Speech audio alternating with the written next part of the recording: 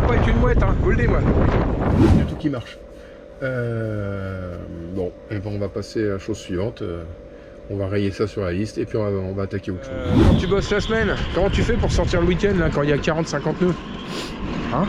Comment tu fais tes essais techniques? Bah tu fais rien. Tu restes enfermé et tu regardes YouTube.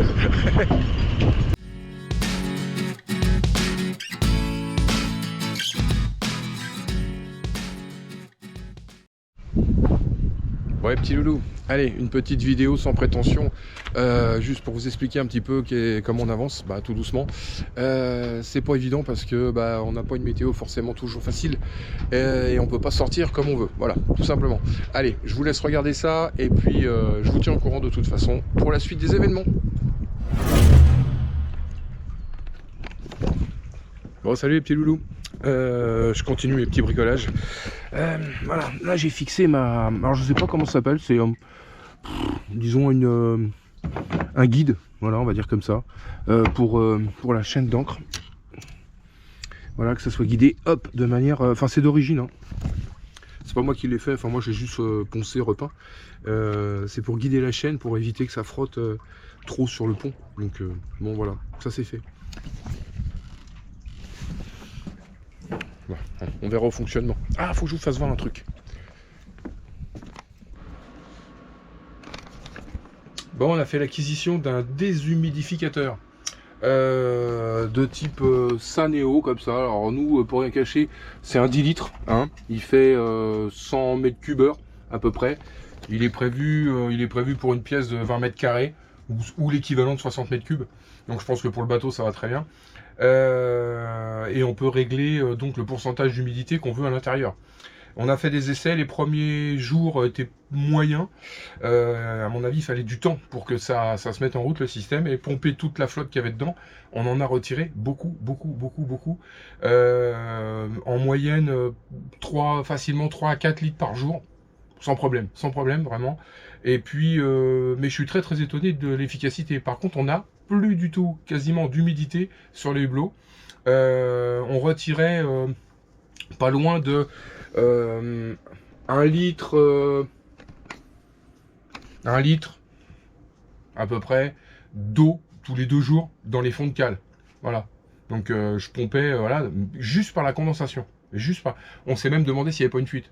Donc non, c'était que la condensation. Depuis qu'on a ça, plus de problème. Il y a même sur les hublots, ici, là, les parties qui condensaient, là, des fois le soir quand on fait la cuisine, on a un petit peu d'humidité qui vient se déposer dessus. On met l'appareil toute la nuit en route, hein, quelque part, et puis ça fonctionne très bien. Alors, on va me dire, ça là, mine de rien, donc là c'est un... Je fais pas de la pub, hein, mais en attendant ça marche très bien. Et on a payé ça 45 € chez Darty, pour rien cacher, voilà. Donc c'était les Black Friday, je sais pas quoi, donc on a eu un prix certainement, parce que ça me paraît un peu cher, parce que la plupart des appareils comme ça tournent aux alentours de 130 à 300 €. Vraiment, il y a de la marge dans le type de modèle. Pour des 10 litres, hein, 10 litres jour, même format. Là, il y a une réserve de 2 litres à l'intérieur, qu'on vide régulièrement, bon voilà. Mais franchement, je suis étonné de l'efficacité. On enlève facilement 3 litres par jour, facile, vraiment, minimum. Je vais vous faire voir, là je vais vider, on va voir. Ouais, ça c'est cet après-midi.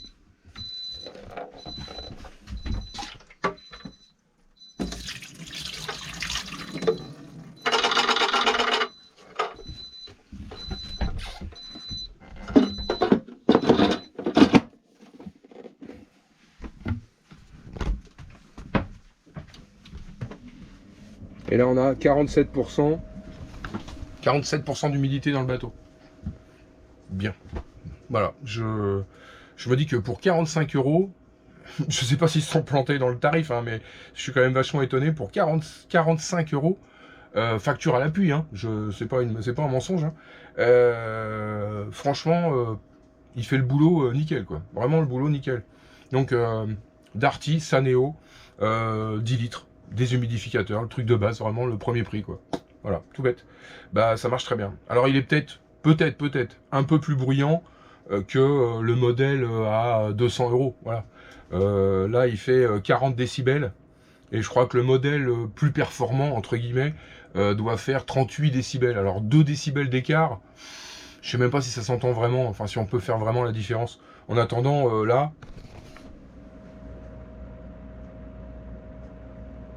Je sais pas si on entend, mais... C'est pas violent, hein. Voilà, c'est pas non plus violent. On peut dormir avec. À la limite, je dirais que ça fait pas plus de bruit que la glacière quand elle se met en route. Voilà. C'est un système à compression. Bon, voilà. Ça fait partie des petites bricoles. Bon, sinon, nous, on continue nos petits travaux. Là, je vais attaquer mon palan d'écoute. Faut que je rachète des amarres parce que là, moi, c'est des vieux trucs que le papy il avait. Je vais virer tout ce qui est plus bon parce que c'est même pas des amarres. C'est souvent des restes je dirais, d'écoute. Ça marche, mais bon, voilà, c'est pas des vrais amarres non plus, donc on va virer tout ce qui est vieux et puis on va remettre à neuf avant le départ. Et puis on continue nos petits travaux. Voilà, tout simplement. Bon les petits loulous, je vous ferai voir tout ça au fur et à mesure. On a une liste incommensurable de choses à faire, et puis dès qu'on peut, on va sortir, faire des manœuvres de port pour s'entraîner un petit peu et puis sortir. Mais bon, par exemple là, ce week-end, ils annoncent vendredi, samedi, dimanche, ils annoncent du 40-50 nœuds, pareil. Donc le créneau est pas énorme, quoi. Je veux dire, une fois qu'on a lâché le boulot, le week-end, s'il fait moche, il fait moche. Hein. Voilà, on est bloqué, on peut pas sortir, même à La Rochelle. Bon, c'est tout le problème, quoi. Bon allez, petits gars, allez, à plus tard.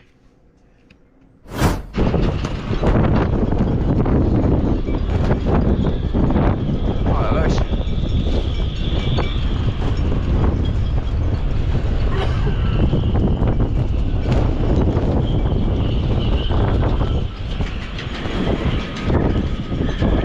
Semaine, hein. C'est dingue, là, on est entre 40 et 50 km. Le bateau, j'ai rajouté les parbattages.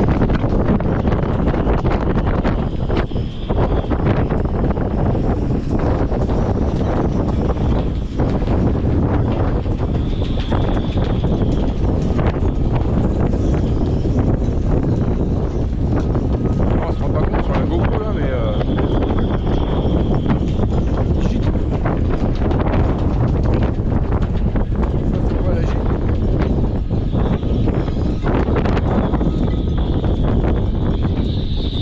il est obligé de doubler les amarres.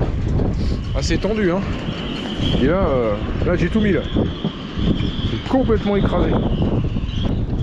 Merci SVB pour les parbattages, hein. Merci bien. Je reconnais que c'est utile, hein. Ça pousse très très fort, vraiment très fort. Quand on est en bout de ponton comme ça, là, c'est fou, hein. Enfin, vous allez peut-être pas bien entendre ce que je dis avec le vent, là, mais ça dégomme, hein. On a pile le vent de travers.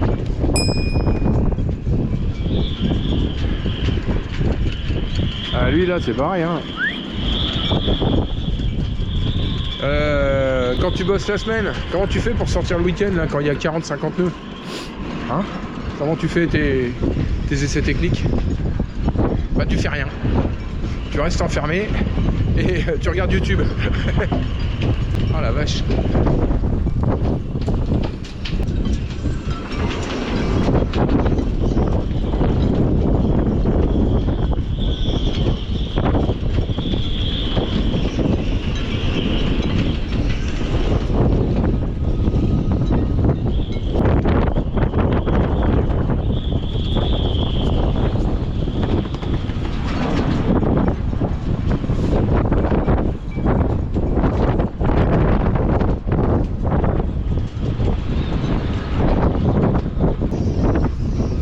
J'espère que ma capote elle va pas s'envoler.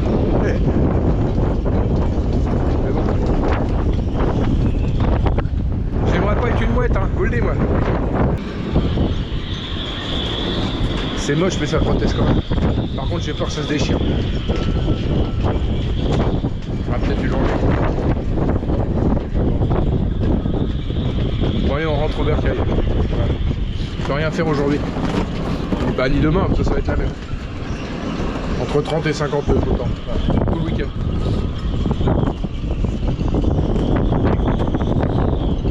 Ras le bol.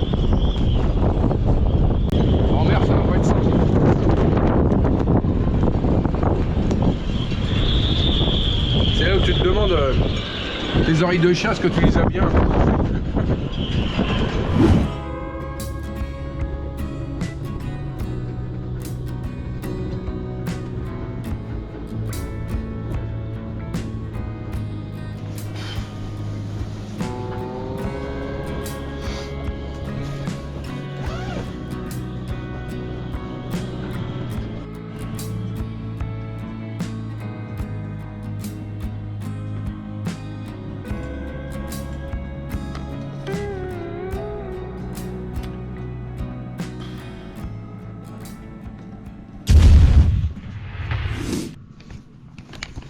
Bon, aujourd'hui, démontage du plafond, on change l'antenne VHF. Donc, faut qu'on récupère les câbles qui sont là-dedans, au pied de mât. Et puis voilà, donc les gars, ils vont monter. Enfin là, c'est un intervenant, hein, c'est pas... Moi, je fais rien du tout, hein, je démonte simplement le plafond pour filer un coup de main. Bon, je sais pas si je vais avoir le temps de filmer, hein, parce que je vais leur filer un petit coup de paluche quand même. Et puis, bah, si je peux, je filme en cours de route. Bon, allez, je démonte. Bon, allez. Tout est démonté. On a refoutu une petite ficelle pour grimper là-bas, faire un messager. Et puis normalement, ça devrait être en train de se faire. Voilà, les gars, ils se préparent. Ils vont grimper. Pour une fois que c'est moi qui... Pour une fois que c'est pas moi qui monte.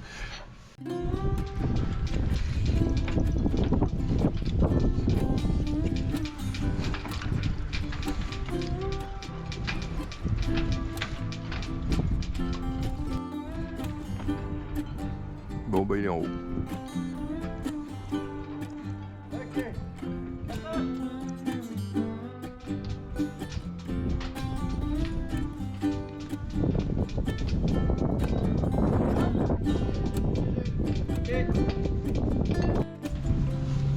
Bon.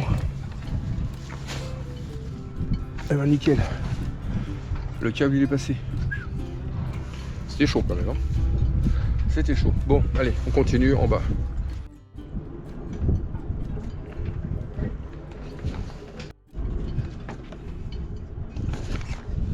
Bon, une antenne toute neuve. Bah, ça commence à être bien pourri, hein. Franchement, on voit là, les morceaux, ils commencent à se détacher les uns des autres. Ça prend l'humidité à l'intérieur ici. Et ça pourrit complètement tout là. Tout est oxydé à l'intérieur. Là, le câble, il est raide comme la justice et... ça c'était branché comme ça là-dessus. C'était un petit peu vieillos, donc il était temps, voilà. Et puis bah, on s'aperçoit qu'en fait on a augmenté le rayon d'action sur l'AIS, donc c'est bien. J'arrive à voir des cargos qui sont assez loin. Bon, ils émettent fort, hein, quand même, hein, mais c'est plutôt pas mal. Voilà, on voit bien la différence. Et même au niveau de la réception radio, c'est quand même bien mieux. Bon bah voilà. J'ai regardé en bas ce que ça donne, mais le système était pourri. J'aurais dû peut-être le changer dès le départ. Mais bon, voilà, c'est comme ça. Bon, c'est fait. Bon, bah, je sais pas si on voit, mais là, donc nous on est ici et on voit donc les AIS de tout le monde.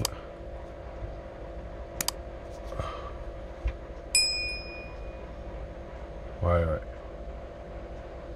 C'est beaucoup plus mieux. Bon bah les petits loulous, il y a tout qui marche. Bon, et ben on va passer à la chose suivante. On va rayer ça sur la liste et puis on va attaquer autre chose. Bon, allez, c'est parti. Là on a eu un bon coup de vent, donc je pense que l'antenne elle a dû bouger bien comme il faut là-haut. Donc c'est pas un mal de la changer, de toute façon c'était pourri. Donc voilà. Bon, enfin tout marche. Voilà, déjà au niveau électronique, ça fonctionne. Bon allez, on continue. Bon les petits loulous, eh ben, pour terminer, je voulais juste vous parler de 2-3 bricoles. Je me suis aperçu que les pare-battages étaient rouges. On s'est pris quand même 3-4 coups de vent avec 50 nœuds de moyenne. Et en fait ça a frotté mais de dingue. Et en fin de compte la peinture elle est en train de se barrer gentiment sur les pare-battages. Alors il va falloir que je mette quelque chose comme ça. Voilà, ça a frotté et ça a marqué le bateau, quoi. Donc il va falloir que je mette je pense des protections parce que c'est en train de bouffer la peinture gentiment tout ça. Donc les pare-batages sont très très bons, heureusement, ils s'écrasent bien, ils font vraiment bien leur boulot. Mais alors par contre, je sais pas, alors c'est peut-être au niveau de la qualité de la peinture, je sais pas si vous avez l'expérience de ça, moi c'était de l'international, Top Lac international. Elle a l'air bien pourtant, mais à force de frotter, ça, c'est peut-être normal, hein. Donc je vais peut-être mettre des chaussettes, là, remettre des chaussettes par-dessus quoi à chaque fois. Bon voilà. Sinon, bah, on a quand même réussi à acheter des amarres. Là, voilà. Donc là, on a deux amarres toutes neuves de ce côté-là et de ce côté-là. Ici, là, toutes celles-là, là. Donc, bon, bah, bonne chose, hein, voilà, on évolue. On est sorti un petit peu et puis on est sorti en mer. Mais bon, là, c'était en famille, donc j'ai pas filmé parce que c'est perso. Donc, bah, je vous ferai des petits films plus tard quand on sera avec Claire tous les deux. Qu'est-ce que je voulais vous dire d'autre? Ah oui, alors là, on va se calmer au niveau des sorties. Je vais vous dire pourquoi. Parce qu'on s'est aperçu qu'en fait, le haubanage, ici, il n'est pas là, entre certains haubans, ici, là.